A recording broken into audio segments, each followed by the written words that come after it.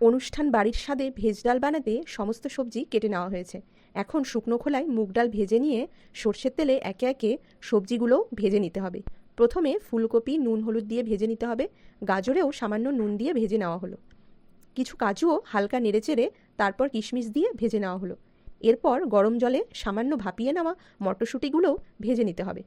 ভাজাভাজি complete হয়ে গেলে ভেজে রাখা মুগ ডাল ধুয়ে নিয়ে সেদ্ধ হতে দিতে হবে ও তার সঙ্গে দিতে হবে চেরা কাঁচা লঙ্কা ও তেজপাতা।